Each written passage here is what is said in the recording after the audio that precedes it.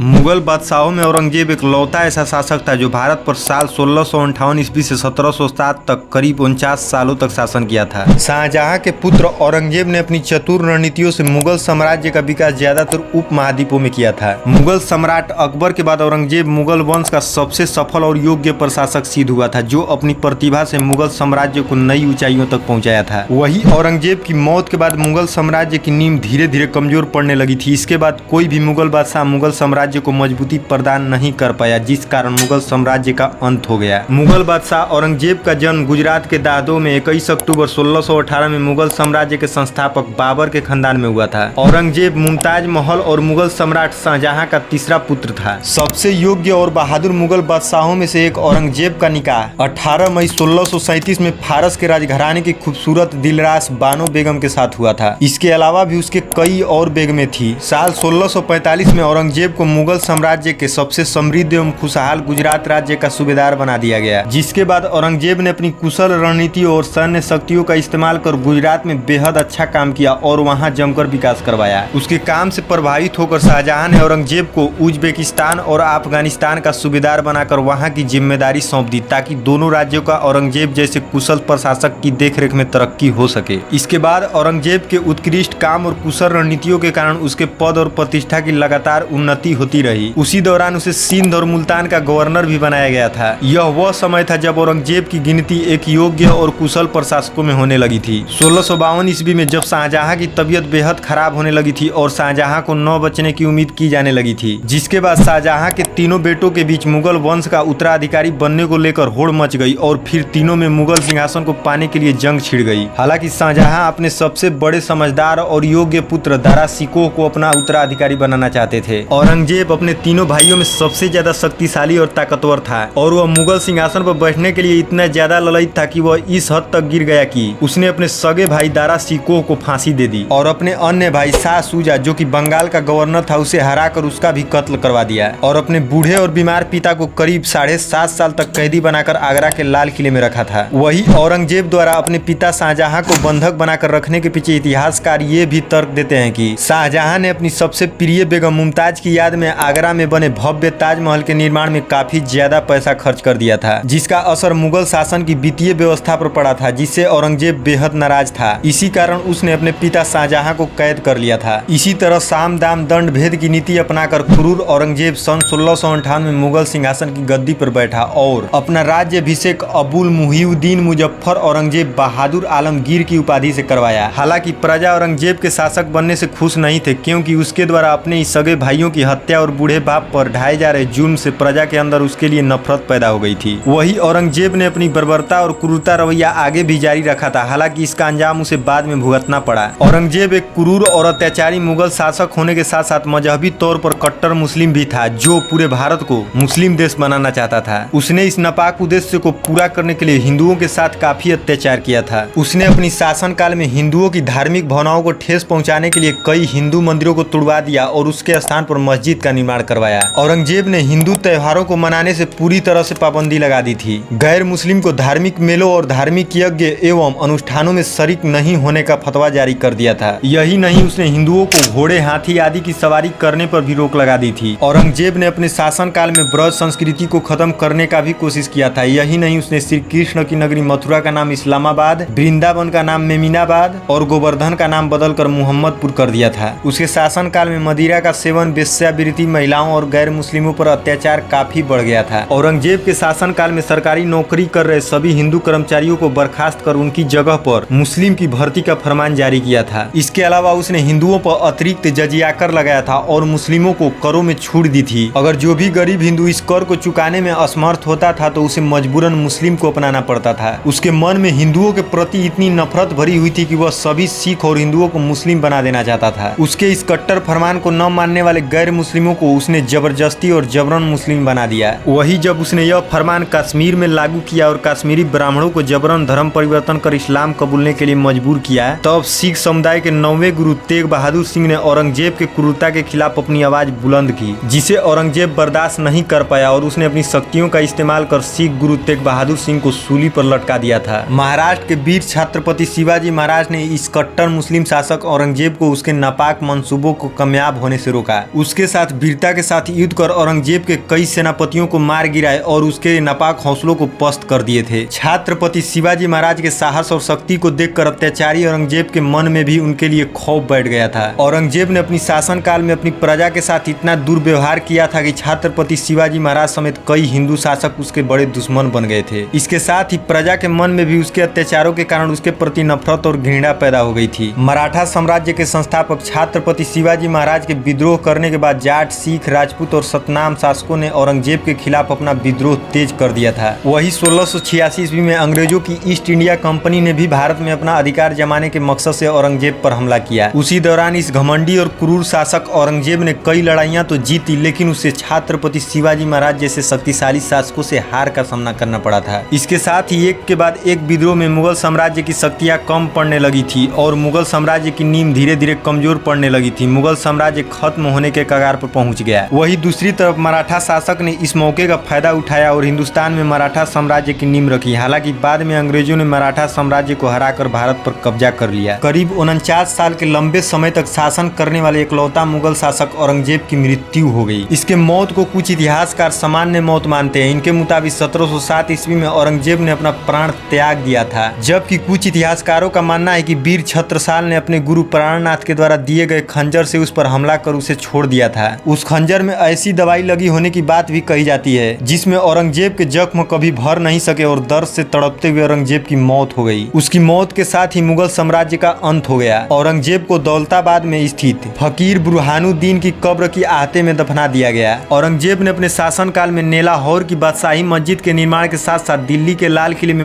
मस्जिद का भी निर्माण करवाया था। उसने अपनी बेगम रुबिया दुर्रानी की याद में 1678 ईस्वी में बीबी का मकबरा बनवाया था। मजहबी तौर पर कट्टर मुस्लिम होने के कारण औरंगजेब ने हिंदुओं पर काफी जुर्म ढाया था। हालांकि औरंगजेब की बुराई का अंत बुरा हुआ। उसकी क्रूरता की वजह से उसके विशाल मुगल साम्राज्य का अंत हो गया। वीडियो कैसी लगी हमें कमेंट करके जरूर बताना। अगर अच्छी लगी है तो चैनल को सब्सक्राइब करके बेल आइकन को प्रेस कर दे ताकि हमारे आने वाला न्यू वीडियो का नोटिफिकेशन आपको सबसे पहले मिल सके। मिलते हैं किसी नेक्स्ट वीडियो के साथ। धन्यवाद।